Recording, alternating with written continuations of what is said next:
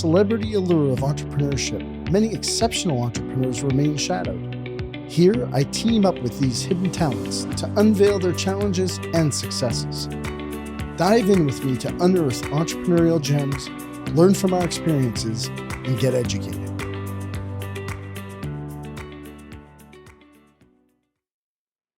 Hey, Rich, it's so great to see you, man. Listen, I'm going to say this, I was super excited all last night. My wife and I were talking about this. I mean, we haven't seen each other for probably a dozen years.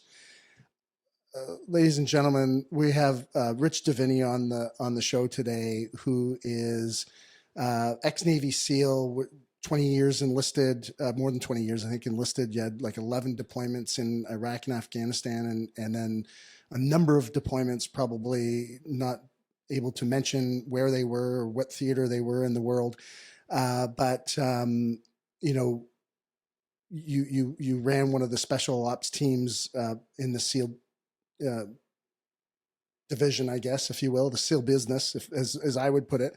It's exactly what I was thinking about. And then you created this thing called Mind Gym, which I'm sure we'll talk about, which was really a system or process that allowed soldiers to perform more optimally, I guess I'll just kind of say. And then retired in 2017, came out doing some speaker consulting, released your book in 2021 called The Attributes, which we will talk about because it's incredible. And now you've got this business that you started called The Attributes Inc.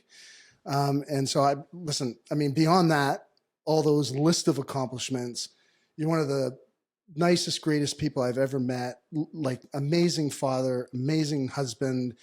Tino and I've had the opportunity to spend time with you guys. Just loved it. And so I'm so grateful. Welcome to the podcast. I'm pretty excited about this. Well, thank you, Dwayne. It's great to be here. 13 years to be exact was the last time we saw each other. So it was 2010. But yeah, I mean, we lost touch a little bit, but when you reached out, I was like, I was super excited. So, super excited to come on and talk to you and revisit and just catch up because we need to. So thanks for having me. Yeah, I was. So when you said yes to being on the podcast, I looked over to Neil, and she's not here, by the way. I'm looking at the wall, but I was like, Rich is going to be on the podcast. This is amazing. Like, I mean, you're a baller, and we're just starting out on the podcast. So this is a doing a friend a favor more than it is getting yourself a bunch of publicity. But who knows? And when you jumped on earlier, we literally started the podcast talking and. Heather, our producer, is like, guys, listen, stop. We need to hit record. So yeah, so it's awesome to have you here. Read the book, The Attributes, super incredible. I don't know where you want to start, but I'm just curious, what's going on with your life right now? Where are you at? And I'm sure everything will just kind of unfold as we go along. Yeah. Well, first of all, let's give a nod to Kurt, because if it weren't for Kurt, we would not have met. Good buddy Kurt Cronin, old teammate. Well, still a teammate. We just don't serve together anymore. But I know he's doing great as well. Yeah, I mean, listen, we are, we're doing great. The book came out in 2021, and I know we're going to get into it, but since the book came out, I've been, doing public speaking, have been able to build a consulting business around the book's concepts, helping businesses and teams figure out what attributes they're looking for, how to apply that to their hiring and assessment selection, kind of like I did in the SEAL teams. And helping them really kind of not only define performance in a new language. We kind of call this a new language of performance, really, but also really do much better at hiring and selecting. And so we're getting clients coming back and saying, hey, we're hiring people and we're getting the lowest attrition that we've ever gotten. We've gotten the highest performance levels right off the bat that we've ever gotten, because now they know exactly what to hire for. And it was all kind of based on this idea when I was running training, which I think I was saying before we hit record, it's unique for me to be on a podcast with a friend who I met during the work, when I started this work. I mean, I had just started this work when you and I met. And so these concepts have really transcended the military, which I knew they would. But it's been exciting. My wife, Kristen, she and I are running the business together, and I couldn't be happier, because after 21 years of being in the Navy, and us having to kind of live somewhat separate lives. Now we get to build and do this all together, which is, you know, a dream come true. And she says, which is a testament to you guys, because probably a lot of relationships can't make that. That's transition. what I hear. Yeah. But we certainly can. We enjoy it. So, you know what? I mean, as you were just saying that, I mean, what was rolling through my mind is I'm thinking maybe we should just slide back to a little bit to the beginning. You know, we met, you were in the SEALs, met through a buddy of ours, Kurt Cronin, you know, really hit it off. And then you kind of in 2017, so you've been out now, what, 6 years, I guess. You're coming up on 7 years. I'm curious if we just kind of went back. So you're in the SEALs and you're doing all this work. And then as you're working with the teams, you're starting to create, you know, is it I don't want to call it an exit strategy, but the what's next strategy. Kind of. Yeah. Well, so let's start there, because I was not thinking about getting out at all. I didn't think about getting out until about a year before I started getting out, and that was deliberate. I was busy doing what I was doing. But you know, back when we met, I had just taken over the selection and assessment for one of our very specialized commands. Same command Kurt and I were at, and in this command, it was really interesting because to get there. You have to have been a SEAL to even apply. You have to have been a SEAL for at least 5 years. You have to have stellar recommendations. You have to have stellar performance reviews. You have to do a board process. There's a whole process to even get selected to actually start the 9-month selection course, which is nicknamed Green Team. And so I went through this in 2005. I was at that command, and then 2010 when we met, I had taken over. They put me in charge of that. And one of the things they said to me is, they said, Britch, we need to do a better job articulating why the guys who aren't making it through are not making it through. So think about this. About 50% of the guys who start that Green Team don't make it through. So 50% of these top dudes with stellar recommendations, stellar everything, are not making it through the training. And we were, up until that point, kind of hampered with poor reasons, poor languaging as to why. People, you know, you'd tell guys like, well, he couldn't shoot very well. I mean, you tell a guy like that, you know, a SEAL who's been a SEAL for that long, he can't shoot very well. This is a guy who's probably shot more rounds than most people in the military, and so it was disingenuous to them. It was disingenuous to us, and the leadership was obviously starting to ask tougher questions. Say, hey, you guys got to do a better job explaining. So that job was given to me, that question, and so part of that process was me saying to myself, okay, I have to actually explain performance in a better way. I have to look at performance differently and explain performance in a better way. And one of the things I did was I had to kind of think back to even just basic SEAL training. And so, you know, you're familiar with basic SEAL training. A lot of people are now. BUDS, Basic Underwater Demolition SEAL Training. San Diego. I've been there, actually. Yeah, you visited. San Diego, California, 6 months long, 90% attrition rate. Okay, and so 90% of the guys who start don't make it through. And during BUDS, you know, it's you do tons of horrendous things. You spend hundreds of hours, you know, with big heavy boats, running around with big heavy boats in your head, hundreds of hours exercising with 300-pound telephone poles, running around with those things.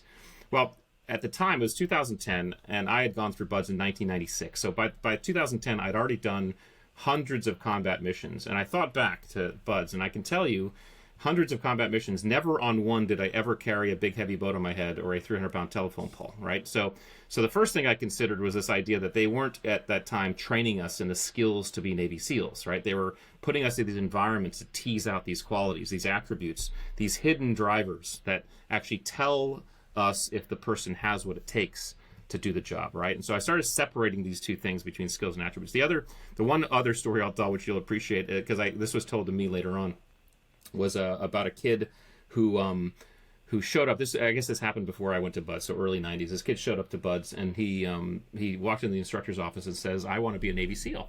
And the instructors say, okay, yeah, sure, fine, but you have to do a swim test. And the kid's like, okay.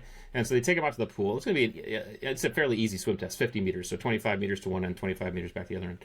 Kid gets all ready to go, and he proceeds to jump into the pool and sink right to the bottom. And he starts walking across the bottom of the pool to one end, touches the end, and walks across the bottom of the pool back to the other end. And then he comes up, and he's gasping for air, and the instructor looks at him and says, what the hell are you doing? And the kid, who's still trying to get his breath, looks at the instructor and says, I'm sorry, instructor, I don't know how to swim. And at that point, the instructor pauses and then looks at the kid and says, that's okay, we can teach you how to swim. right? And the question is, why did he say that? And the reason why he said that is because this instructor knew that if that kid had the attributes, the inner qualities to show up to Navy SEAL training without even knowing how to swim, he had everything inside of him that we needed for him to be a Navy SEAL. Teaching him the skill of swimming was going to be easy, right? And so this is where I began to make that distinction between skills and attributes, and the fact that we had to start looking beyond these visible skills, because that wasn't telling us a story. And how do we start defining these attributes and looking at these attributes? And so did that at the command, and then subsequently wrote the book when I got out, because it seemed like organizations and teams were having the same problem, delineating or distinguishing these hidden qualities. So did you know you were going to write the book when you were not in at all? sales? I didn't even know I was going to be. That's a funny story. I got out in 17. I began to work in the leadership space. A buddy, so Simon Sinek is a friend of mine, and he and I were working together a little bit. He introduced me to a leadership institute that I began working at, and I was doing a lot of Simon stuff and this leadership institute stuff, which was fine. I was exercising my discomfort zone, because I didn't like, I never was comfortable in front of people, teaching, talking, facilitating. This allowed me to exercise that. But ultimately, I was always kind of thinking about performance. Leadership was okay, but I was always kind of thinking about performance. I linked up with, we talked about him before, but a good friend of mine, Andrew Huberman, Huberman Lab podcast. He and I met in, I think it was early 17, right as I was retired. And he and I began to study fear and performance, and kind of put together some ideas on this. He and I decided to write a book together, and we were like, hey, let's write a book together. We found an agent in New York. And so we talked to this agent. Now, we hadn't. What happened was he had just signed to do a solo book, and what we realized at the time was, once you sign to do a solo book, you have to wait a year after publishing to do your next book. And so we were like, that's gonna be a long time. He said, well, why don't you do a solo book while I do a solo book? I was like, okay, I'll do that. And so I literally, my agent was like, hey, just send me some stuff that you, on high performing teams, that you think about. So I sent her like 2 pages on high performing teams, just notes. And she gets it, and she's like, well, there's like 10 books here. So just, if you were to pick one thing out of this 2 pages that you think you could write a book on or write about, what would it be? And I literally, it was just one bullet, attributes versus skills. And I said, I think I could write about attributes versus skills. She's like, let's do that. And so I literally wrote the proposal and started, because I knew I could at least talk about the difference, and I could talk about different attributes. And so that was the impetus of the book. And so Andrew Huberman was a huge influence. He's in the book quite a bit, and we did our launch, and he and I are still great friends. He's still working on his first book because he started that podcast when I released the book. So we joke about that. He's like, hey, you'll probably have your second book out before I have my first one out. But yeah, no plans to do it. I mean, I loved writing, but I had no plans. It just seemed to be the right thing to do at the moment. So I'm really glad we did it. So just, if you could just share with me, and I'm very curious. You're looking to transition out of the SEALs, and I mean, it's obviously an extremely exclusive club, and you go from SEALs to, what's the process? Because and the reason why I'm asking you the question is because we have listeners out there who are either thinking about selling their businesses, they're looking about switching their businesses, they're looking at, they're in a job and they're like, I want to create a business, or maybe just want to move jobs or whatever. They're looking for a transition because they're not 100% happy, or they feel like they need to transition into something or what's next. And, they're kind of, I don't want to say they're midway through your life, but you'd have been in your 40s, I guess, when you decided to get out. 43 40, or something. Yeah. 43. Yeah. So it's like, they're in this place, and it's like, as my mentor always says, it's not, the question at halftime is not, how do I win this game? The question is, how do I play the second half? And I'd be curious, just because you're one of the smartest guys I know. And I got to say this, like, you are not the typical, and nor is Kurt, not the typical, stereotypical, what like, people think of Navy SEAL. Yeah, what they think of, right? It's you're extremely smart. I mean, when you said at the beginning of the podcast, or before we were talking, your son's going to be studying neuroscience, it's like, oh, that's a shocker. Apple doesn't fall far from the tree there. But I'm curious, what was your process in deciding to leave, because you could have stayed, and how did you look at it? Where was the anxiety or the nervousness or the hesitation, and how'd you work through it, and what was the compelling future, I guess, on the other side of either what you were moving to, or maybe you were moving to you didn't know. Yeah. I'd be just curious what that felt like for There you. was definitely uncertainty. However, I will say this. So first of all, I would say in terms of my Navy career, I was very pleased and fortunate and felt lucky because I'd pretty much done everything I wanted to do. There could have been a chance to be a captain or admiral, but I just don't think I would have made a good captain or admiral. I'm not. I don't think I'm designed that way. So I'd done a lot. I'd done almost everything, pretty much everything I wanted to do. So getting out felt timely. But the other part of that question, the more important part, is this idea that I think transition for anybody, the ease with which, or the difficulty with which we transition, has a lot to do with our identity. And I talked about the second book I'm writing. And I'm gonna have a chapter on identity, because I think identity drives our behavior in very, very important ways. And I know you know this, the whatever words you put after the two words "I am," that's the direction you go, right? And so the reason why I say that is because this Navy SEAL identity is a very powerful one, as is the business person, as is whatever the athlete, whatever it is. I think those who have a lot of difficulty transitioning are those who can't let go of that identity to a degree that they can say, you know what, I honor it, I respect it, I'm putting on a shelf, but I'm gonna build a new one, and perhaps I also have another powerful one I can fall back on. So the example is this, and you know this because we know each other well enough. I had an identity of Navy SEAL, yes, but I also had an identity of husband and father. Right now my husband and father identity was always higher than the Navy SEAL identity. Now, sometimes the Navy disagreed with that. And the Navy would say, no, your Navy SEAL identity. And I would say probably overseas, sometimes you have to put it above. But regardless, if nothing else, they were even.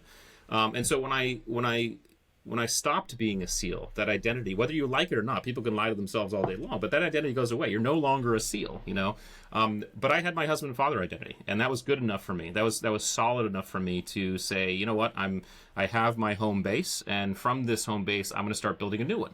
I didn't know what that new one was going to be right away. I was just exploring, experimenting, which most people in transition have to do. I tell military, especially when they get out, that the first job you take when you get out is likely not going to be the job you stick with, right? There's kind of a deprogramming period that you have to go through. Could be a year, could be a couple years. I had to go through that as well, so that the picture became a little bit more clear. But once it became clear, I knew, okay, well, author is an identity I want to explore. Entrepreneur is an identity I want to explore. And honestly, I'm still exploring those. I'm still building those out. And I felt very healthy with my ability to do that, because I have this very solid identity that of husband and father. I'm building these new identities, and I can honor this old one. So I think anybody who's thinking about transitioning, it's funny, these entrepreneurs, these serial entrepreneurs, their identity is entrepreneur. It's not businessman. This is why they can build a business to like the year or 2 years, and then they sell it and they go to the next entrepreneur business, because that's their identity. So they stick with that, right? And so I think understanding that about ourselves, what identities we're carrying, what their predominance are in our lives, will aid in that transition, and it certainly did for me. And so just you had mentioned, when you went overseas, and you have this identity, and there's no question when you explain that, knowing you, that fits 100%, right? It's like, I'm a husband, I'm a dad. It's about family. When you're going overseas, or even, and this does not just apply, for you, it's overseas, or at the time it was overseas. Now it's probably, working towards building your business. But for, people listening to this podcast, it could be, whether it's going to work, or going to run their business, or create their business, or start their business, or try to pull their business out of the toilet, if depending on the economy and competition and all that kind of stuff. But what was the process for you when you went overseas, and how you mentally compartmentalized, being putting that stuff aside in order to be able to execute what you had to do overseas? And because I think it relates a little bit for people to have to compartmentalize sometimes the things that they have to do. Yeah, well, compartmentalization is a huge one, and that's actually, if we were to, and we veer off on that a little bit later in terms of that's the single most important attribute for anybody to make it through Navy SEAL training is compartmentalization. We can talk about that. So it's a very important part of having to do that. But I also think that there's other attributes that we carry that serve both identities. And so empathy is a really good example of this. As a husband and father, your empathy has to be higher, right? It just has to. If you're going to be successful, you have to have a little bit higher empathy. As a Navy SEAL, you actually have to dim down your empathy a little bit because you can't do the job if you are too empathetic. And so I always kind of describe the best warriors that I ever served with.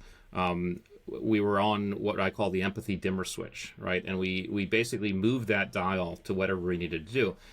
Sometimes you, like the example is you go into a building with enemy there, and you have to execute or employ lethal precision on someone, right? In the next moment, you might have to be taking care of a wife or some kids that are now in the building as well. And so the best warriors that I ever served with were those who carried both and modulated the way they needed to. The guys who I had, and this is so it's interesting because there's you as the SEAL in the moment, but then there's me as the officer, as the leader. And one of my jobs I felt as a leader was to manage this and monitor this, because if I saw elements of this, of guys being unable to do this, in other words, they were unable to move their empathy in the proper way, that was a red flag for me, because you have to be really careful. War is horrible. It really is. It's horrible for everybody. It's horrible with the people fighting it, for the civilians around it, for the families at home. And so that type of environment will seed behavior that can sometimes be very destructive and very bad. And so as a leader, I felt it was one of my jobs to monitor that with my troops. So overseas, it was about, yes, monitoring myself, but also keeping an eye on those guys who were in my span of care, because I wanted to make sure that they held the SEAL identity. I wanted to make sure that they had permission and felt free to execute lethal precision whenever they needed to. But also we needed to make sure that we weren't tipping the balance when we shouldn't be. And that's a really, really difficult balance a balancing act to maintain. And sometimes you tip over on either side, and sometimes you don't. You don't. It's not perfect the whole way, but it certainly is part of the job. Yeah, you never get it right, I'm sure. How do you coach that though? Like, how do you have, from a coaching conversation perspective, and you see somebody who's, how you put it, and I think it's a great analogy, when I read it in the book, I was like, you're talking about dimmer switches, and I'm like, yeah, there's a long time ago, I just had an on-off switch. That's right. Yeah. So yeah. Like there was no dimmer in a lot of areas of my life. And I guess instinctually I've kind of learned through, mistake. But I'm curious, when you're coaching like a real high performer, and you've got to like reel them in, because that's an issue. And you see it a lot. Perfect example of that would be in like a really high end sales guy who is, he's a high performer, and he's doing some things wrong, whatever it might be, culturally, whatever, like tactically, all that kind of stuff. And you got to reel them in. What did that coaching conversation look like for you? What would be some of the tools that you would use, or the conversation? How do you lead it? Yeah. How do you engage in it? Yeah, for me, it's not super sophisticated, because I don't, when I do kind of one-on-one coaching, which I don't do very often, I keep it very simple. I keep it very attributes based. And so the idea for me is, let's figure out for said human what their unique attribute list looks like, and see where they fall on these attributes. And then figure out, okay, based on where you fall, you're high on some, low on others, medium on the rest.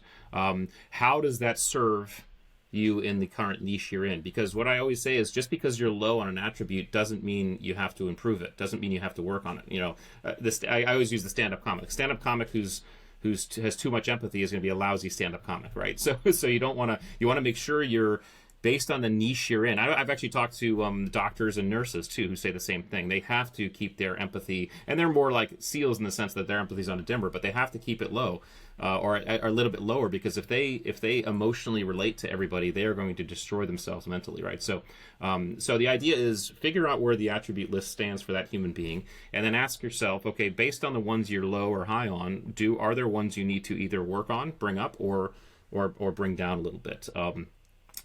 That's kind of the idea. So the sales guy or the salesperson could be lack of empathy. You might want to bring up empathy, but the question is, okay, is that going to affect your ability to sell or not? That's a question that they personally have to ask. I mean, you see these top performers, sales folks, or anybody. The most typical combination I see in the ultra top performers is in fact high perseverance and low resilience. And people are like, no. And the most high performers disagree with me when I say that, because like, no, I'm resilient. But it's because they mistake resilience for perseverance. They're not the same thing. Perseverance is, I am going to just power through with everything I got. That's all I'm so good. I'm just power through. That's perseverance, right? Resilience is, can I in fact bounce back, right? If I've gotten knocked down, can I bounce back? If I've gotten knocked up, can I bounce back? And super top performance, a lot of times, and I put a lot of SEALs in this category, maybe I was one of them, you get so keyed in on the result, right? You're like, okay, you did it, got the dopamine hit, what's the next thing? You never take time to stop and recover, right? Resilience is all about recovering, and so that's a real common element for super top performers is, hey, perseverance, you might not need to dial it down, but you might need to dial up your resilience. You might need to say to yourself, okay, stop for a second, take a wrap off, take time to recover, because you will burn out eventually, and that's something you have to take a look at as well. So for me, the coaching has always been, let's look at the attributes, let's see how it's lining up with your specific niche and goal in life, and let's see if there's some development needed or some tapering off needed, and go from there. And then, like, from a coaching strategy, would you coach after every, like, once a month, once a week, after every time you guys were out in the field? Oh, so in the SEAL team, so as a SEAL, there's not a lot of coaching because, and again, you have to think. I mean, I remember when I started this work, I was already in it. So I was already doing it. B, my knowledge of it was much less sophisticated. But no, I one of the advantages of the SEAL team is that there is no need to motivate. There's no need. I mean, your biggest job is making space for guys to actually do what they need to do, as an officer at least. It's to give them the opportunity to make the space, clear the road so they can do what they do, and then in some cases reel them in a little bit, because they are going to go right, and so I had an advantage that way. Those two jobs present challenges as well, but I think that from a coaching standpoint, I never needed our coaching was so. How will I put it? I mean, our coaching was so 360 and instantaneous, right? We were just always giving each other feedback on everything, and the routine was that it was instant, and that was a habit that was formed just through through buds, because it's just that's the environment, and B, I think because of the environment, you're in a world where the environment itself is, if you're not checking yourself and giving yourself feedback on the environment will kill you. I always going to say that the ocean's a perfect example, and the SEALs are obviously from the ocean, right? You can be the best swimmer, the best surfer on the planet. If you turn your back on the ocean, it will kill you. All right, and so and same thing with jumping out of an airplane at 22,000 feet, or same thing in the combat when people are firing guns. I kind of used to tell my guys, I mean, the 10-year-old Somali kid with an AK-47 has just as much of a chance of killing a 35, 40-year-old experienced Navy SEAL with combat experience because of one lucky shot, right? So when you're in an environment that is so humbling, that it really requires instantaneous feedback, it becomes a thing. And so I think the coaching in the teams was just a constant feedback loop for everybody. Even as an officer, if I screwed up, I would hear about it. I'd know it right away. Most of the time I'd know it myself. I wouldn't have to be told. But if I didn't know it, I'd be told right away. And everybody else would tell. And it just was a feedback loop. So that was an advantage we had in that team. And I think it's an environment you can seed into many high performing teams. You just have to make sure that there's trust involved and make sure everybody's humble enough to understand that, hey, they are all subject to the same feedback. So in other words, if you have arrogance in there, it's gonna break the system or hurt the system. So everybody has to come in with this kind of learner's mind, this vulnerability, to say, hey, I got something to learn and I got something to give, and go from there. And what would your advice be? Because, there is a bit of a difference.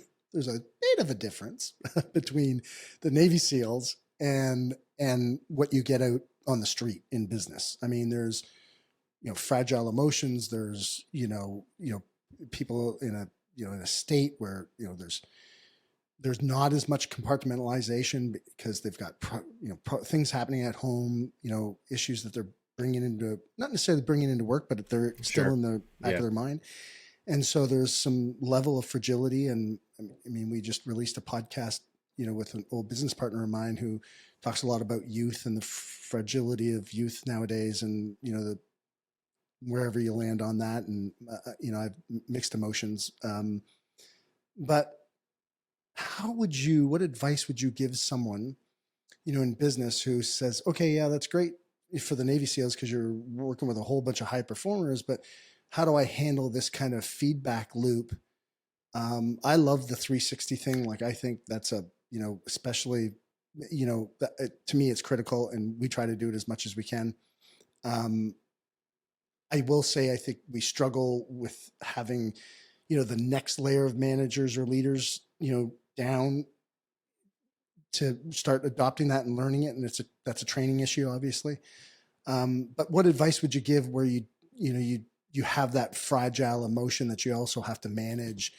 I'd be curious what your take is based on your experience outside of the SEALs, because you've got, a tremendous amount of experience. I mean, you coached several thousands. Yeah. Well, the good news is, first we have to, I think the starting point is to define teams. Okay. And the definition of a team is simply this: any group of two or more people working together towards a common goal or objective. All right. That's a team. So yes, a team is a SEAL team, an athletic team, a business team, but a team is a great marriage. A team is a group of friends on a trip. A team is a group of people at church working on a project, right? We are all on multiple teams in our lives in multiple domains. And so that's the first thing we have to recognize. Any group of two or more people, that's a team. So the second thing is the distinguishing factor between a team and a high performing team. Okay. The distinguishing factor is any group of two or more people working together towards a common goal or objective that performs not only when things are going great, but also when things aren't going great. That is the distinguishing factor between a regular team and a high-performing team. So to create a high-performing team requires a specific task organization model. And I talk about this in the book, so this will be familiar, but let me give it to your audience, okay? This is an idea. So I had to tell the quick story, I'd been in front of a group of executives, and they had asked me, they said, Rich, this is shortly after I retired, hey, can you draw for us the task organization chart, or what does that look like for a high performing team? Is it a pyramid? What does that look like? And so I had some models in mind, but none of them fit, right? So I had the pyramid, obviously. That's the hierarchical pyramid. The leader sits on top, word goes down to the minions, and the minions have to go back up, right? That's obviously not a high performing team. Very bureaucratic, very military in some cases, but way too slow. I had the flat model. Okay, the flat model was kind of a mild rebellion to the pyramid, right? We're going to flatten this thing. No one outranks anybody. We're all in this together. Everything's groovy. Everything's cool. Problem with the flat model is that A, it's sometimes difficult to actually figure out who's in charge, and B, something can happen on the right side of that line that's not seen or heard by the left. In other words, information gets siloed pretty quickly in a flat model. So that was out. Finally, I had the Robert Greenleaf servant leadership model, which is the upside down pyramid. He flipped that pyramid upside down, put the leader on the bottom, said the leader is in service to the people in his or her span of care. Honestly, philosophically, that's probably the most beautiful one if I were to recommend one of the three, but it's still not how a high-performing team operates, because a high-performing team, burden is distributed. It's not all in one person, right? So really, largely in frustration, I drew a blob on the chart. I drew it like what looked like an amoeba, and I said to the group, I said, where do you think the leader sits in this blob? And I got answers like, top, bottom, front, back, side, whatever. And I said, all of you are correct. Okay. In this blob, the leader is wherever the leader needs to be in the moment. And this is a concept I call dynamic subordination. Okay. Dynamic subordination implies that a team understands that challenges, issues, and problems can come from any angle at any moment. And when one does, the person who's closest to that problem immediately steps up, and the most capable immediately steps up and takes lead, and everybody follows, right? So it's a constant swap, because the environment will change again, and then it happens again, right? So I also call it alpha hopping. The alpha position just hops to where it needs to go. Every true high-performing team does this, okay? This is how it works. And honestly, this is in the SEALs. I was an officer in the SEAL teams, which meant I was in charge of every single mission I was on. I did hundreds of them. Didn't mean I was always being supported. In fact, most of the time I was supporting other people. I was supporting my snipers, my breachers, my assaulters, whatever that is. Sometimes the environment would shift and they'd support me, right? But every team does this, and even the best marriages do this, right? And like I know you and Neil probably have these stories too, but Kristen and I, Kristen, from an attribute perspective, for example, I am very patient. I'm high on patience, okay? Kristen is very low on patience. In other words, she's high on impatience, okay? That's worked beautifully for us in the last 23 years of marriage, because when patience has been required, I step up and take lead. When impatience is required, she steps up and takes lead, right? So dynamic subordination implies that this is constantly happening. The reason why I set that table is because to do what we're talking about, this constant feedback loop, to dynamically subordinate, you have to have this constant feedback loop. So even in businesses, what I found is as soon as I tell businesses that this is how you can be as a team, you can actually dynamically subordinate, they get very excited about how to do it. And part of the requirement for how to do it is to know your teammates and be what I call vulnerable. But vulnerability is not what people think it is. It's not the stigma of just showing your weaknesses and being on bended knee. Vulnerability, at least in the SEALs and in any high-performing team, is I'm going to wear my strengths and my weaknesses on my sleeve so everybody sees it. Everybody sees exactly what I'm strong at and exactly what I'm weak at. So we know how to mesh like a zipper, all right? That's what that is. You start talking about this to teams in any organization, like, okay, this is what we want. How do we do that? We start being vulnerable with each other. We start understanding each other's strengths and weaknesses. We start understanding each other's attributes, and you start to get this real desire and motivation for people to say, okay, I'm ready to put it out there. I'm ready to be this way because this is what I want. This is how I want the team to behave. So that's what I found with business teams. It's not much different than SEAL teams. Certainly the job's different, but dynamic subordination can occur in any team. You just have to understand the vulnerability and the humility and the 360 feedback loop. Arrogance will destroy it. So any arrogance you have to vet out and get out because arrogance is not going to work in the dynamically subordinated team. So if you have it, get rid of it. But if you're able to, you will have a high performing team at the highest levels. It's a great example, and I think in the book you actually use CQC as the example on that. If That's where I really figured out. And then.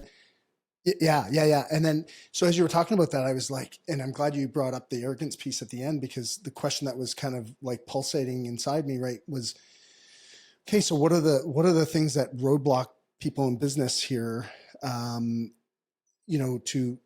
not create those kinds of teams? And like arrogance is a good one. It's not the one that popped into my head. I kind of, siloing was one that popped into my head. Trust would be another one. Like if you don't have trust, how can you, and then the other one I see a lot, even in my own organization, I see the need for certainty, and not necessarily the need to be right, but just the need for, to have like that certainty. And I guess maybe that is trust as I'm talking out loud. I don't know. I'd be curious what you think are the top ones that, as listeners are kind of taking this in, because this is really valuable information. I think if you own a business, like this shit is, Yeah.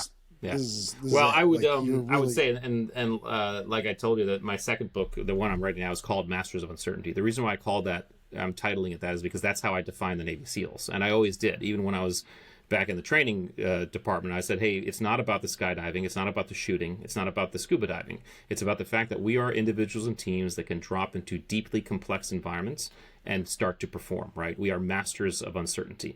And so I believe that the highest performing teams don't in fact need certainty, because they have the other things. So what do you need? Well, you definitely need trust, okay? You have to have that trust because that trust will form the ability to be vulnerable. But part of trust is being vulnerable with your strengths and your weaknesses, your attributes, your skills, being open to all of it. That's part of that building trust. Caring, compassion, character, all that stuff is part of trust. And that's a whole different thing we can go on to, because there's depth there as well.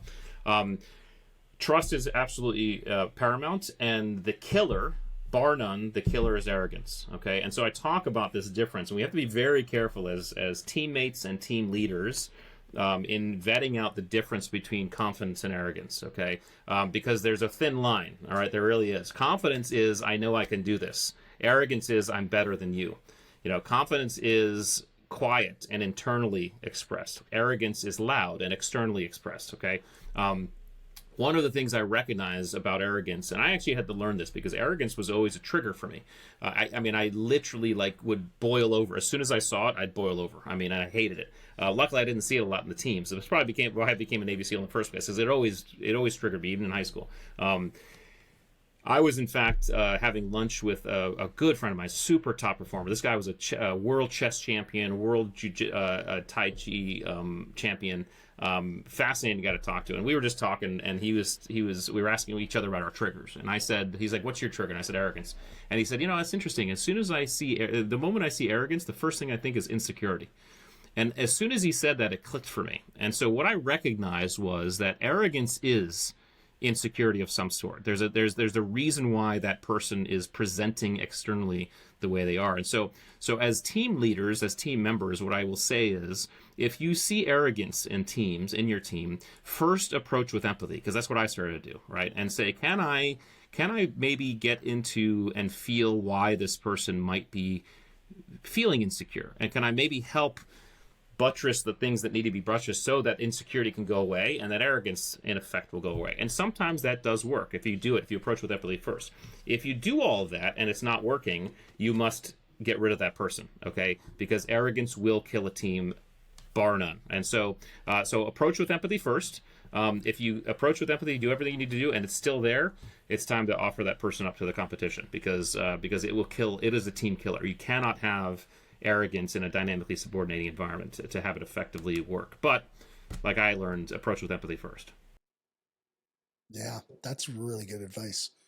I mean, I would say, like you were saying that, I'm like, you know, it's a bit of a boiling point for me too, or was. And you know, I learned, you know, through my experiences the last 15 years or whatever, is, you know, meet them where they are. And really somebody who's arrogant is typically, like you said, insecure. And so they need their needs met at that level. And if you can jack them up. But, you know, I would say that in the past, when I was younger, I'd be guilty of like, oh, really? Yeah, you're going to be like that? Watch this fucking trick. Just come over the top. Which is a good point, by the way, because arrogance, like we can all be guilty of it. And we have to be careful, because arrogance is what I call, it's like a vampire staring in the mirror. You cannot see it in yourself. It's almost impossible to see it yourself. So the antidote to this is to surround ourselves with trusted teammates, people who love and care for you in a way that keep you humble. So that if Rich or Dwayne are getting out over their skis one day, then Kristen or Tennille says, "Oh, hey, bring it back there, pal. You know, you're getting out of your skis." That's how we mitigate our own arrogance, because it does happen. And when it does happen, we have to be very careful, because it's hard for us to see. So we have to surround ourselves with people who keep us grounded, who keep us humble, who keep us in check. Yeah, it's the one thing I always say to people is, like, my wife civilized me in ways that I never thought I could be. And I've said this on the podcast a few times, but I have one saying that's written on my desk in red ink on a cue card that says, that which you resist most in others is what you have yet to resist, you have yet to accept in yourself. Yeah, it's true. And so when I heard that, you know, it was that, you know, that was really what kind of started making me realize, like, whoa, wait a second, you know, I'm just looking at myself in the mirror here, and I need to start to accept where I'm at. And so it was a good teacher. So, okay, we've gone, like, you come out of the SEAL. Thank you for all this, because I think it's super this is really valuable. And then you come out. I think we should get into the book. Well, unless you want to talk about, you did some work with Simon Sinek, and was it Chapman and Company? Yeah. I believe, was it? Yeah. I mean, great. I mean, real quick there. I mean, Simon's a great friend. He continues to be a friend. We're working on a whole trust course right now, a digital trust course. We just created some brand new trust material, so we're gonna get that recorded here in January and get that out. So that's fun. He's He continues to be a dear friend and helpful. The Chapman and Co. Leadership Institute, they're all great friends as well. I don't do work with them anymore just because they're doing their own thing and I'm doing my own thing. But for them, it was my time with them was so valuable because they allowed me to really stretch my wings and cut my teeth talking and being in front of people and facilitating. I learned how to give keynote speeches. I learned how to facilitate groups and teach and be in front of people to do this stuff I would never have learned elsewhere, and I couldn't do what I'm doing had I not learned that stuff. So they continue to thrive. They're in fact now called the Chapman and Co. Leadership Institute. It used to be the Barry Wehmiller Leadership Institute. So they're great. But then the book, yeah, I mean, listen. So I think we can get into the attributes to whatever degree we want to. I think the quick I guess tagline that we should probably let the audience know is the difference between skills and attributes, which I don't think I've said yet. So let me just give the audience a quick download between the difference between skills and attributes. Okay, skills are not inherent to our nature. In other words, none of us are born with the ability to ride a bike or throw a ball, right? We're trained to do those things. We're taught to do those things. Skills direct our behavior in known and specific environments. So here's how and when to throw a ball or ride a bike or drive a car. Because skills are very visible, they're very easy to assess, measure, and test. You can see how well anybody does any one of those things, all right? You can put scores around them. You can put statistics around them. You can put them on resumes, which is why we get seduced by skills often when we're hiring or selecting or even performance evaluating. They're the easy button that everybody can see and measure. The problem with skills is they don't tell us how we're going to show up in stress, challenge, and uncertainty, because in an unknown environment, it's very difficult for us to apply a known skill. So this is when we lean on our attributes. Attributes, on the other hand, are inherent to our nature, okay? All of us are born with levels of patience, adaptability, situational awareness, okay? Now, you can certainly develop these things over time and experience, but you can see levels of this stuff in very small children. And I would say anybody who has small children or has experienced small children will agree with me when I say that there are 1.5-year-olds who are patient and there are 1.5-year-olds who are impatient. Okay, so there's a nature-nurture element to attributes that exists. Attributes don't direct our behavior. Attributes inform our behavior. They tell us how we're going to show up to an environment. So my son's levels of perseverance and resilience, for example, informed the way he showed up when he was learning the skill of riding a bike, and he was falling off a dozen times doing so. Okay, and then finally, because they're hard to see, they're very hard to assess, measure, and test. I mean, how do you assess someone's levels of patience or adaptability or situational awareness? They show up the most viscerally and visibly during times of stress, challenge, and uncertainty. Okay, so this is the idea. If we're not thinking about attributes or including attributes in our performance picture when we're assessing, we're missing a huge part of in fact, the most important part of the performance picture. Because if high performance means I'm operating not only when things are going great, but also when things aren't going great, i.e. in uncertainty, challenge, and stress, I have to be looking at attributes. And so this is why these attributes matter. And so in the book, when I wrote the book, I kind of wanted to break down at least 25 of the attributes that I felt were really important for optimal performance. We now, by the way, work with 42 attributes. We have 42 attributes we work with companies on and individuals because there are more than 25, obviously. I don't know if there are more than 42. I'm still looking for them, but I put a litmus test to anything that comes my way to see if it's an attribute. And so one of the litmus tests that I do, just for the audience, a quick way to decide whether it's a skill or an attribute is to ask yourself a simple question. The question is, can I teach it or can it be taught? Right?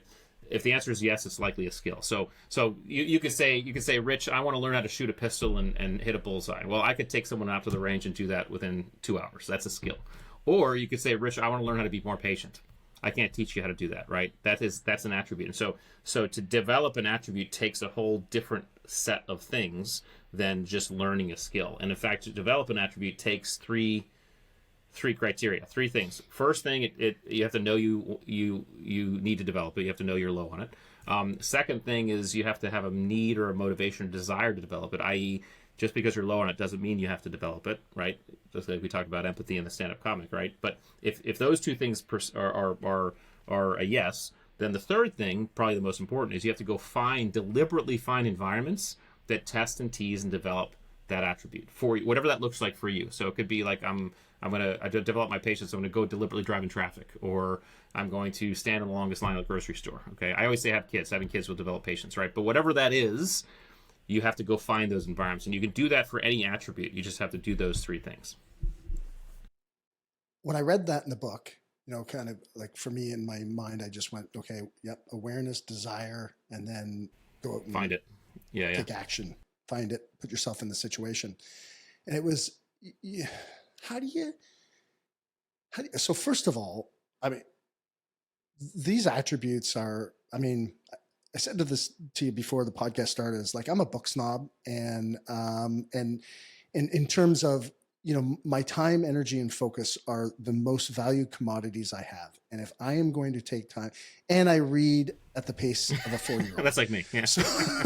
So I mean, I'm a horrible reader. I've actually, not a lie, I actually used to read at a grade 4 level. And I took 2 speed reading courses, and now I read at a grade 6 level. So Gets better. But it takes me a while to read, but I've read a lot of books. And so I'm pretty picky. But I'm going to say, and I'm not saying this because you're a friend, I'm saying, like, this is some extremely valid, I don't know if you call it science or neuroscience or just philosophies or strategies, tactics, but I mean, I'm actually going to read your book twice.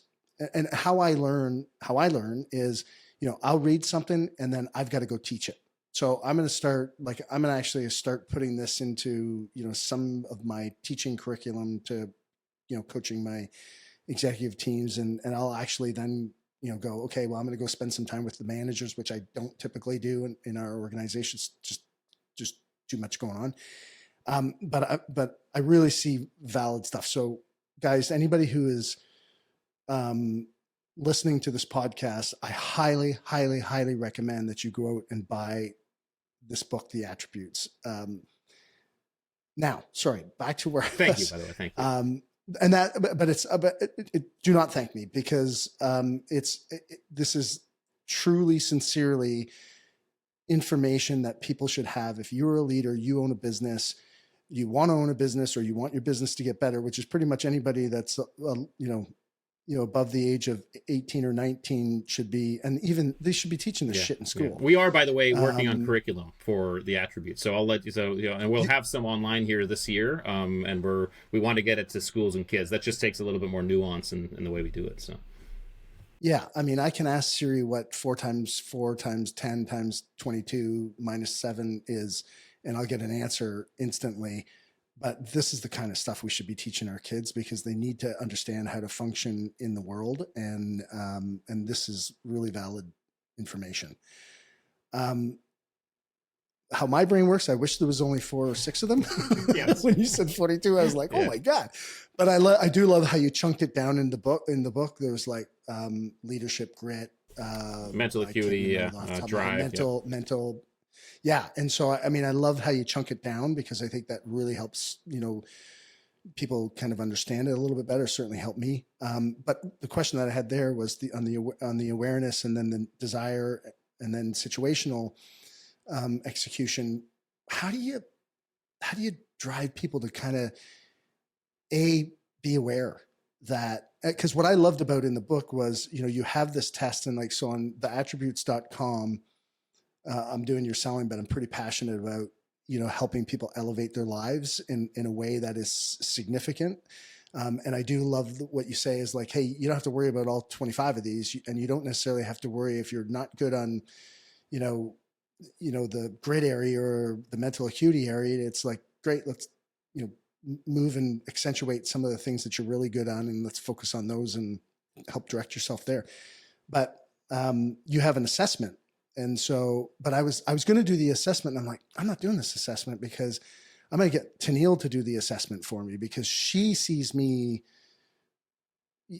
I think there was, which section was it? Leadership, that you can't assess yourself. Okay, so let me modify that a little bit. I'll tell you that, if I could, the story of the assessment. So when I was writing the book, I recognized that I wanted to put together some sort of assessment, and my initial feeling was that grit, the category of grit, mental acuity, and drive, those were all attributes that could accurately be self-assessed, right? So in other words, grit, courage, adaptability, resilience, it's hard for someone else to judge Dwayne's level of courage, right? Because that's that's internal to us. So I felt like those three categories were the first three categories we could throw up and design assessment on for self-assessment. So that's what we did. That's on the website right now. However, as we start, and my thought was the leadership team ability, since you don't get to call yourself a leader and you don't get to call yourself a great teammate, it probably should be probably should be a 360 assessment for those attributes. So what we did was we created a leadership and team ability assessment tool that was a 360, and we actually put that out. And we had several hundred, if not a few thousand, people take it. And what I found, and what I did, just because this is what we do when we're building businesses, I would email some of the folks who took it, and I said, hey, if you're interested in just getting a half hour with me, I'll Zoom with you and I'll take a look at your results with you, right? And so I got to do a few Zooms with people who had taken the leadership and team ability as well as the grit, mental acuity, and drive. What I found in that process was that in the leadership and team ability, the way they were set up was that you would assess yourself on, say, empathy, adaptability, but then you'd have raters assess you. Okay, so the result would be you get your score and you'd get the rater's score, right? And you'd see if there was a difference. And my thought was, okay, if there's a difference, that's a discussion we want to have, right? What I realized is 9 times out of 10, there was very little difference in what other people were seeing and what the person was seeing in themselves. 9 times out of 10, in fact, almost more than 9 times out of 10. So what I said to myself is, actually, you know what? Maybe I was wrong. Maybe, in fact, you can, assess this yourself. And so what we did, and so what I'm going to do is I'm going to send you this. Like, I don't want you to take the one on the website right now. I'm going to send you a link. We created a 42 attribute assessment for all 42, and it's a self-assessment. And so you can take it yourself. You can see where you fall. And it will give you a nice, good picture of where you're high, where you're low. And here's the good news for guys like us who, it's hard for us to process 42 things, okay? There's going to be probably 5 or so that you're high on and 5 or so that you're low on. The rest are going to be in the middle. And when you're in the middle on an attribute, it basically means that you're pretty good, right? In other words, if you're middle of the road adaptability, that means, well, sometimes I'm adaptable, sometimes I'm not. Not a big deal. I can operate in life. It doesn't affect my behavior that much. It's really focusing on the highs and lows that start to really describe your individual behavior. If you're really high on one and really low on another, that's what starts to describe your behavior. So those are the ones you really want to look at in terms of the differences. And so, okay, what does this mean in my life? So just a quick one. I'm going to send you this link so you can take it. You take it yourself, and then see how that. And you and I can talk again. Maybe that's an excuse for us to Zoom again, and you and I could talk about the results, and I'll show you what that looks like. But I found now through just the massive amount of people who've taken it is that you can actually self-assess on these things, and it's pretty accurate. Okay, that's really cool because yeah, guys, you have to get this book. You have to read it because you can't fully understand what Rich is talking about and the way you wrote the book, the way you utilize, some stories from the SEALs, the way you utilize, those stories about Hank are unbelievable. Yeah. Like, I'm having coffee with Hank tomorrow, by the way. Well, say hi to him and tell him I got a man crush on Hank. We all do. No, and then just, the way you use the interpersonal stories in your life with your kids, like it's phenomenally well written. Thank you. Yeah, it was fun to do. Yeah. But back to my original question, sorry, before we got sidetracked was, this awareness, desire piece, and then situational. How do you drive? Like, so if you're a parent, or if you're, you have an employee where that you've got to have this conversation, and you bridge it, and it's, how do you move that process along? Yeah. What advice would you give based on what you've seen? You got a couple of years under your belt with this book and feedback and whatnot. I'm curious, what advice could you give to people to help coach them through those? Yeah, the first thing I'll say is any kid. I'm very careful. I don't recommend too much coaching on attributes other than a kind of a promotion of introspection, right? So in other words, this Huberman talks about this as well. Our frontal lobes don't fully stop forming until we're about 23 years old or something. A little bit faster for females than males, but you were talking about between 22 and 24 is when our frontal lobes are fully formed. And so what I don't want to have happen is, as someone's going through their formative years, I don't want kids to be labeling themselves as low on adaptability, high on this, whatever. It's just because we're still in the mix. We're still figuring all this stuff out, right? So this is why, by the way, when we're looking at creating a curriculum for college all the way down to middle school, and we have to be very careful. I'm slowing it down quite a bit because I want it to be a learning and introspective process versus a labeling process. I want to basically, the goal for the curriculum should be build habits of introspection versus label yourself, right? And so we want to be very careful about that. So and even I have an 18-year-old and a 16-year-old, and even then, they're still developing. You start to see a little bit more as they get a little older, but we were careful on that. Now, for everybody else, what I found, both surprisingly and happily, is that once people start to understand this language and start to pick it up, they're actually very, very curious to start to dig into themselves. And so there's a couple reasons why that is. First of all, is that these attributes are not to be judged. There is no judgment on high or low. And just like I said, just because you're high on something or low on something, it doesn't make a difference. I always kind of describe this in the sense that we're all automobiles, okay? All human beings are automobiles. In other words, we're all made up of the same kind of component parts. We all have a steering wheel, we have an engine block, we have a chassis, we have a carburetor, okay? But some of us are Jeeps, some of us are Ferraris, some of us are SUVs, okay? And there's no judgment there, because the Jeep can do things the Ferrari can't do, and the Ferrari can do things the Jeep can't do. What we have to do is we have to lift our hood and figure out what engine we're running with, okay? And this is exactly what these attributes describe, okay? Everybody, and I don't think I've said this, so I want to make sure people understand this, we all have all of these attributes. Every human being has every single one. The difference in each one of us are the levels to which we have each, okay? So I take adaptability, for example. Adaptability of 10 is high and 1 is low.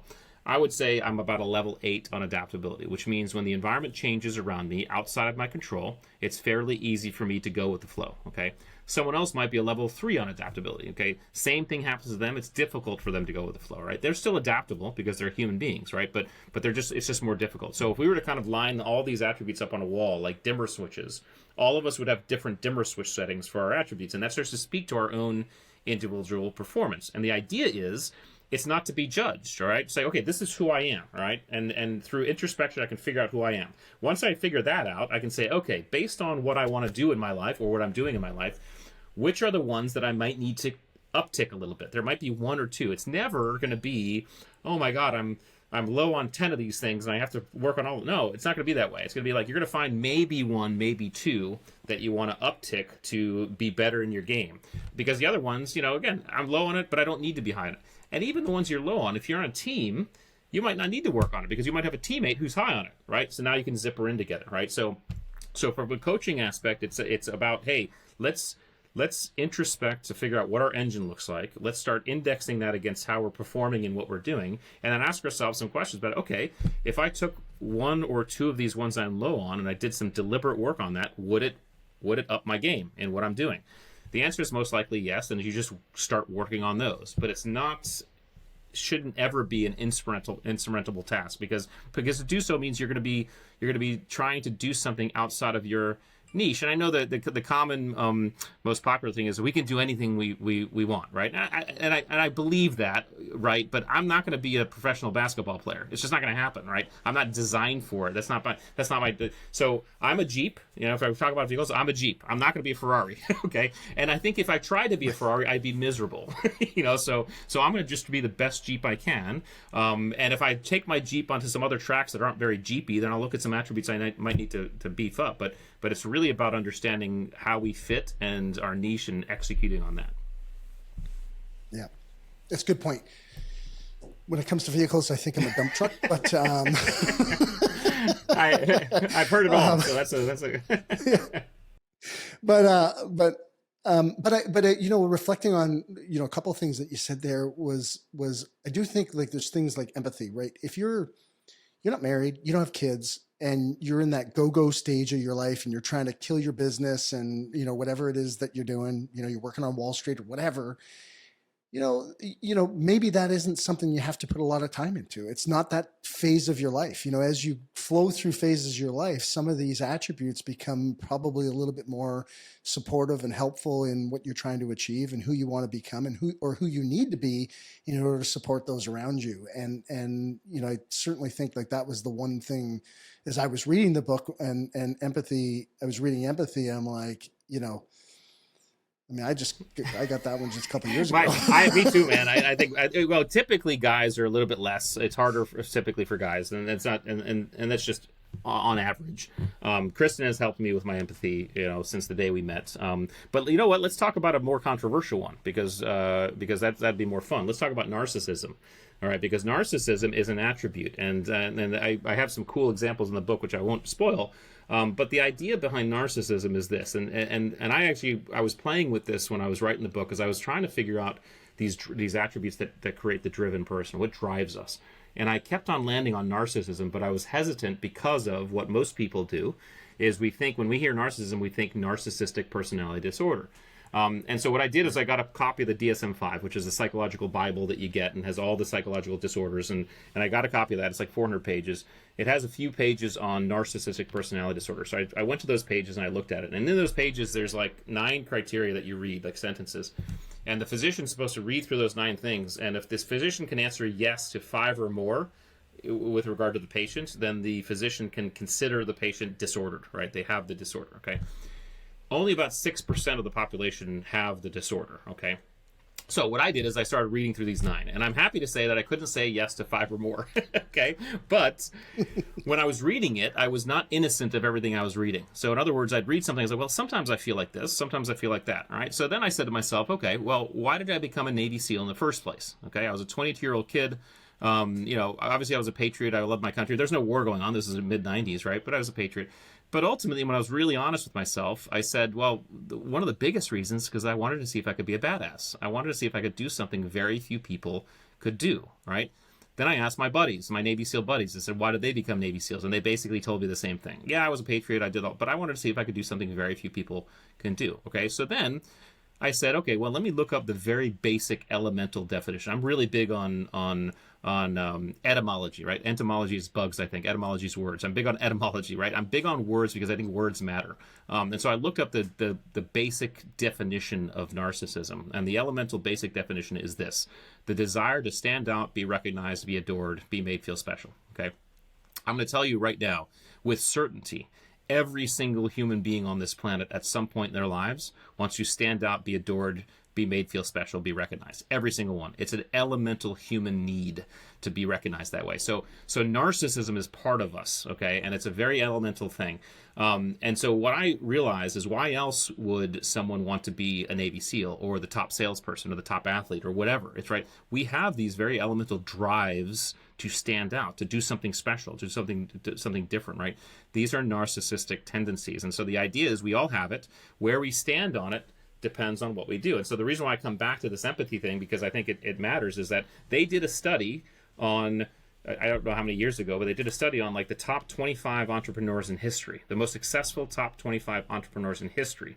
Every single one of them came up on high on narcissism. Every single one. Now, whether or not they were disordered, that's to be, who knows, right? But entrepreneurism takes narcissism as an attribute, right? So someone could be taking this assessment, say, "Ooh, I'm coming up a little bit high on narcissism."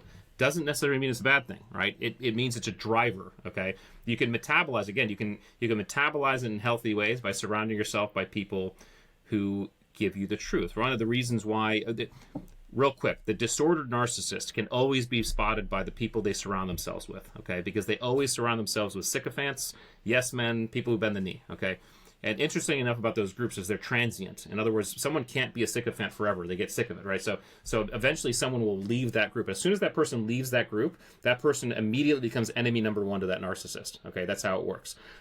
So you can actualize and metabolize your narcissism in very healthy ways just by monitoring and making sure you're surrounding yourself with people who keep you humble, right? People keep you grounded, and you can do it in a very effective way, just making sure that you are staying grounded, humble, and you're surrounding with so trusted people, and that's how we do it. So this is another attribute that when people take these things and they start to say, "Ooh, I'm high on this," or "I'm low on this," okay, don't judge it. Okay, it's actually what made you who you are. If it's destructive in any way, let's talk about that and let's fix that. But let's not go there first, you know. Yeah, no, and when I read the book on narcissism, and I get, like, when you read, even when there's a visceral response when you hear the word, it's the difference between when you hear the word butt and ass. Yeah. Right? There's an emotional difference there between hearing those two words. And when you hear the word, whether you want to call like self-important or significant or narcissist, there's a difference there. And I would say, like, when I read the book, I there's no question that there's a level of narcissism in my life. And I think I've seen a lot of business people in the beginning, that is a driver to build their business. And as they get older and, some of those needs get satisfied, there's a shift in the reason why they're continuing on and doing the things that they're doing. And I agree with you. You should never get down or be negative about the things that are really kind of helped you get where you are today.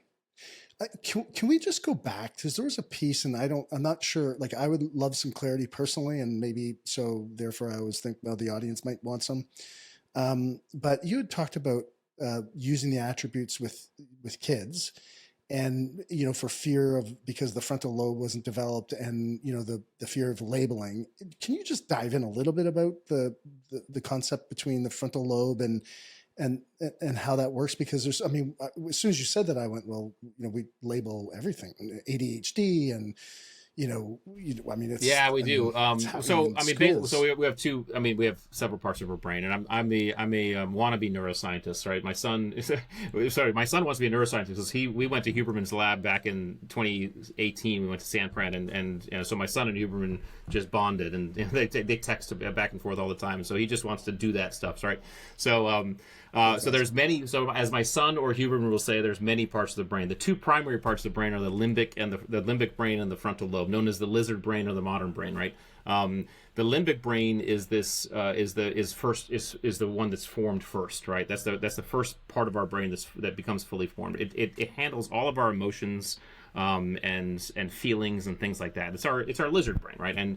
And so this is why, as kids and as teenagers, we're emotional beings, right? Because our frontal lobe is designed to handle logical thought, language, decision making. Okay, so logic, language, decision making comes through our frontal lobe, kind of our conscious thinking mind, right? As we grow, the limbic brain forms first, so it's all out there, okay, and we're getting these emotions, really necessary for our bonding experience with other human beings. We have to have that, right? That's one of the reasons why it forms first. But the frontal lobe is still growing, and so this is why when a teenager, for example, is such an emotional being, right? Because their limbic brain is fully formed, their frontal lobe, their logical brain is not fully formed. And what the frontal lobe does is it creates what's called top-down control. You can control, as an emotion comes through your limbic, your frontal lobe can kind of grab that and control it to a extent. Some people are less able to do that than others, but that's called top-down control. Our frontal lobe does all of that, right? Our frontal lobe is also what generates the labels and the things like that, in terms of it helps define our experience, right? And so our frontal lobe is like a sponge as we're growing up. From birth to 25, we're like sponges. We are just absorbing everything, and the neural networks that are being forged are becoming superhighways really rapidly, right? They're myelinating and becoming superhighways, which is why we all have such formative memories from our youth. Okay, the music we grew up with in high school is likely some of our favorite music. The experiences we had, it's always why a lot of us, especially at our age, we look back and say, well, it just wasn't as good. It's not as good today as it was back then. It's because we were formed, our brains were formed, these neural networks were formed in this environment, this experience, right? So it really is such a forging time frame. It's why schooling is so important. It's why language comes faster to younger people when they learn. It's why ideology can be so formative and can be so it can forge itself so solidly in someone's system when they're brought up in that type of environment. Even abuse can as well. So the idea is, while our frontal lobes are forming, what I'm interested in doing, to the extent I can, is to, especially with my boys, but with any kids, is to form a habit of just constantly asking oneself to look inward, right? Because that's the best you can do, all right? Instead of saying I am not adaptable or I am high on this, instead of doing that, just let's say, what am I? How am I experiencing this? What am I learning, right? Ask better questions during this formative process, so you expand the ability to kind of get a robust neural network, and you're not putting these labels on yourself as that soon, right? We're all going to have it. We're all going to have labels. It's just part of the growing process. We're all going to come up with our identities that we form as our frontal lobe forms. But in terms of this labeling, these personality tests, these attributes tests, I would say just let's introspect versus decide. and then of course then you create a habit when your frontal lobe is fully formed, and you may in fact have some stuff kind of now hammered in. Instead of being trapped in that, you've now created this ability to look inward and decide and grow and interrogate and learn. I think that's not only great information. I mean, if you're an employer and you have any employees and their frontal lobe is formed, this is good advice, from a coaching perspective. Thanks for sharing that. It's interesting. I'm curious. One of the things that have been kind of with me a little bit here through this interview and conversation is where are you at now? Like in term, you go through this transition, SEAL, you write a book, which is, I've heard, like one of the greatest experiences one can go through and one of the most miserable experiences that one could go through. And that's why I've never, it's really not on my list to ever write a book. But then you're starting your own business here, and you're kind of driving things. How are you doing with all that, with all the transition? A couple teenage boys. What are some of the things you're doing? I'm interested in just hearing from your perspective. Where the struggles have been, the uncertainty, growing the business, launching it. Yeah. Because we have a lot of listeners that are in that world. And so I'd be curious just to get your understanding. Yeah, I think what I've learned about myself through this 50-year process up till now is that I part of what I love is the challenge, is the struggle. I actually, and I think a lot of my compadres, in fact, I try to have coffee or lunch with some like guys I served with who live in the area at least once a week if I can, just because it's cathartic to stay connected, and we can talk about things in ways we could never talk about when we were actually in the teams. But one of the things we do talk about is this idea that we, those of us who did this profession are really dialed into creating uncertainty and struggle and challenge, and that's our drive, that's our metric for growing, right? We actually like it, so we call it post-traumatic growth, right? And so for us, the stress is not a disorder.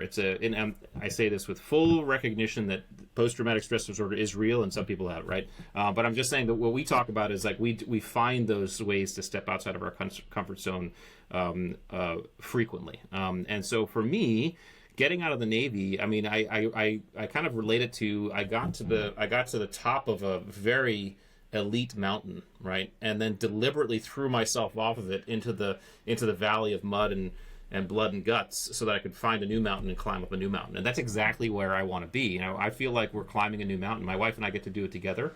We're climbing a new mountain of authorship, entrepreneurship, building a business, executing some new goals, new identity. And so then in that vein, I'm very happy because it's, I have my own fate in my own hands. I'm challenging myself. I feel like I'm on a climb, which I think keeps me young. And I think that's phenomenal. Parenting is a whole different thing. Parenting is not even a mountain. I think it's just a treadmill. And the good thing is it's sometimes it's easy and sometimes it's hard. It's always beneficial, because I couldn't imagine, my wife and I decided to enjoy our kids at every single age. So, I remember when they were little babies, and I'd hold them in my in my arms, and I can still feel them. And I love that phase, but I also love talking to my kids at the age they are now and just hearing what they think as adults and joking around and seeing their sense of humor and stuff like that. So I think that is always a curve. That, you know, parenting is always ups and downs. You know, it just is. You know, because anything we do, I mean, marriage is the same thing, right? Anybody in our lives we love, just, you know, stand by. It's a sine wave. You know, and I think you just have to accept it. And you have to enjoy and learn and grow. And so those different phases, I think for me, I feel pretty good. You know, I think I've made a deliberate effort to, like I said, reach out to more of the guys I served with, because I think for me, part of the honoring the identity piece is the catharsis of being able to talk and hang with folks. In fact, I told you, I'm right after this. One of the reasons why I had a hard stop is I'm going to have lunch with one of the guys I served with today. And so when you get to go and talk about things and have conversations at levels you never got to in these very high intensity environments where it's kind of it's not in the team's best interest or anybody's best interest to open up fully. You know, you just have to do what you have to do. But to be able to interact with these guys now at completely different levels is just amazing for me. And so that's something I've been very deliberate about since getting out. Because and Kristen has been very supportive of it, because she's like, you know, it's something I can see you come back from these, like Hank, whose name is Harry, but Hank, I'll have lunch with tomorrow, or coffee with. I mean, we try to see each other at least once a month if we can, and we're buzzing afterwards. We just are. I mean, because because we love each other. We'll be best friends for life because of what we experience together. And so I think you just have to look at these zones in your life and just make sure, are you affecting each zone? And there are some zones I'm doing really good in, some zones I really need to do some work in, but that's part of the process as well. So, what would be the zones that, I've got a few questions that you just popped out of there, but what are the zones that you think you need to Well, work I on? certainly need to do better my health and fitness. With all the travel, I have not cracked the code on getting a healthy routine that suits my standard and wants and I think promotes my ability to kind of, you know, do everything I want to do. So that's one thing. Health and fitness is one. I think one of the benefits of working with your spouse on a business is you really get to create and grow something together. The non-benefits is you're always talking about business. You know, so Kristen and I have really said to ourselves, okay, we need to make sure that we're also working on and honoring each other as a relationship, and putting the business aside, you know, because that's also a key. So that's always but even marriage, as you know, that's a constant fire that needs to be tended to and stoked and cared for and curated. So I think those are a couple. I always want to make sure I'm doing well by my kids, doing well by my family. So I'm always looking at that. So I think those are the ones that, you know, I'll be focused on a little bit more heavily on 2024. So. Yeah, nice. I mean, it's true. When you talk about the marriage, you know, when you're in business together, which Tennille and I are as well, like every day, every single day, 7 days a week, you know, our businesses run, all of our businesses run 24/7, 7 days a week. And so there's, you know, we could get consumed by it. And so you're right. You got to be super careful. I love what you said earlier about deciding to enjoy every stage of parenting. I think that's so huge. Shit's always going to go wrong. It's where you meet that point, you know, and whether it's in your relationship, whether it's with your kids, whether it's in business, you've got to decide. It's such a huge piece. And I'm glad you shared that. You got to decide to just be committed to it, enjoy the process. The ups and the downs, they're both there. And I would say you. this: accept the evolution. And I know you'll agree with this. It drives me bananas. For example, when I hear people who are like a husband and wife who are getting divorced, and that's okay. Obviously, if it doesn't work, it doesn't work. But what drives me bananas is when someone says, "Well, they're not the same person I married," and I'm like, "No shit." You know, I mean, if you think you're gonna be the same person, I mean, you and I, we haven't seen each other in 13 years. I am sure you and Tennille are different people to some extent than they were 10 years ago, just like Kristen and I. And so in a marriage, to not accept this evolution together. Like, we are different people than we were when we met 23 years ago, but we've evolved together, and we've grown together, and we've loved each other through those evolutions, and I think that's an acceptance as well. Same with kids, they're going to be different. So this acceptance that things change. It is a undeniable fact that everything, and I think I can say this definitively, everything that we know of in the known universe changes over time, right? So why would our relationships be any different? We change as human beings, and so we have to accept that as part of the celebration. Dude, it's very, very well said, like very well said. And I did have another question, and I'm going to probably suck up every last moment I can with you. But I did have one other question, because you mentioned, the entrepreneurial journey there just earlier. And I'm curious, what kind of relationships can you draw between, being in the SEALs and starting your own business, that entrepreneurial journey?